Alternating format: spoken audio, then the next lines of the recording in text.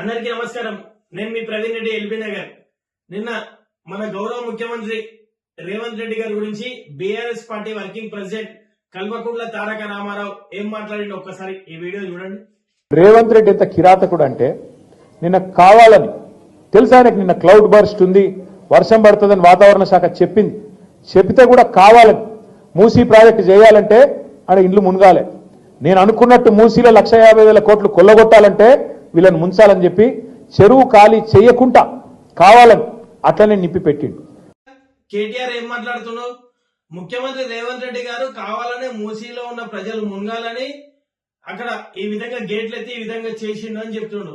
1,50,000 కోట్లు కొల్లగొట్టడానికి రేవంత్ రెడ్డి ఈ విధంగా ప్రవర్తిస్తుందని. అయ్యా కేటీఆర్, నీకు ఇంతైనా సిగ్గు, బుద్ధి, జ్ఞానం దేవుడే మనం పెట్టిండా? ఒక్కసారి ఏం మాట్లాడుతున్నావు జర ఓషో ఉండి మాట్లాడు. గౌరవ ముఖ్యమంత్రి గారు హైడ్రా చేసి ప్రజలు ఎవరు ఇబ్బంది పడొద్దని గతంలో ఇక్కడ ఉన్న కుటుంబాలను తరలించి ఈ హైడ్రాను ఒక విస్తీర్ణంగా మూసి నీళ్లు ఈజీగా పోయేటట్టు చేస్తే ప్రజలకు ఎలాంటి ఇబ్బంది ఉండదు అని ముఖ్యమంత్రి గారి సంకల్పం. దానికి 1,50,000 కోట్లు కొల్లగొడుతున్నాడు. ఏం చేసినట్టు కొల్లగొడుతున్నాడు? ఉట్టిగానే మీలాగా కొల్లగొడుతున్నాడు. మీరంటే కాళేశ్వరం కట్టి కొల్లగొట్టినారు, అక్కడ కొల్లగొట్టింది, ఇక్కడ మీకు అన్ని కొల్లగొట్టడం అలవాటు. మీకు ఎంతసేపు పొద్దున్న లేస్తే ఏం ఆలోచన? కాంగ్రెస్ కూలాలి, ప్రజలు మునగాలి అని. ఇంకా నీకు సోయి వస్తలేదు. మీ సోదరి కవితనే మీ కొంప మీ ఇల్లు కూల్చింది. మీ బీఆర్ఎస్ పార్టీ కార్యకర్తలు, తెలంగాణ ప్రజలు బీఆర్ఎస్ పార్టీని ముంచుతున్నారు. అయినా కానీ సోయి లేకుండా ముఖ్యమంత్రి గురించి ఏది పడితే అది మాట్లాడుతూ నిన్న నాకు అంబర్పేటలో అక్కడ మేము పరిశీలించడానికి వెళ్ళాం.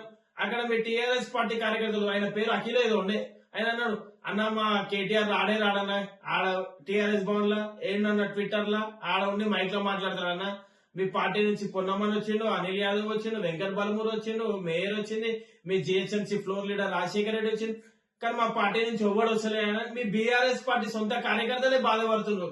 కేటీఆర్, నువ్వు ఐటీ శాఖ మంత్రి, మున్సిపల్ మంత్రి ఉన్నప్పుడు, మీ అయ్యా ముఖ్యమంత్రి ఉన్నప్పుడు అన్ని నియోజకవర్గాలు వరదలైతుండే.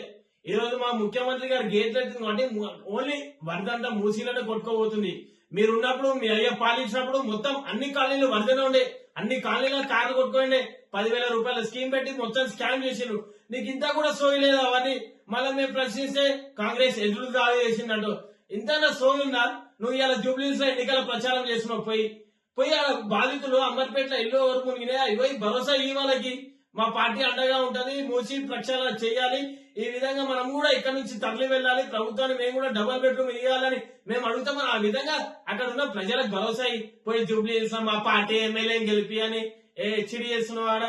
ఇంత కూడా సోయలేదని కేటీఆర్ పోయి మూసి పర్యాటక ప్రాంతాల్లో ఉన్న ప్రజలకి భరోసా ఇచ్చి అక్కడి నుంచి ఆ ప్రజలు తరలించే ఏర్పాటు చెయ్యి.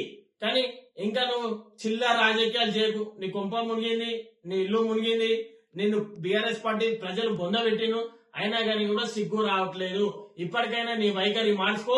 కనీసం బీఆర్ఎస్ పార్టీ కార్యకర్తలైనా నీ వర్కింగ్ ప్రెసిడెంట్ కి కొన్ని సూచనలు మనం ప్రజలు ఇంకా వ్యతిరేకత వస్తుంది, ఈ విధంగా పోతే మేము ఈ నియోజకవర్గాల్లో తిరగలేము, మేమంతా మీ పార్టీలో ఉండలేమని కనీసం బీఆర్ఎస్ పార్టీ కార్యకర్తలైనా మీ వర్కింగ్ ప్రెసిడెంట్ కేటీఆర్ కి చెప్పాలని సందర్భంగా విజ్ఞప్తి చేస్తున్నాను.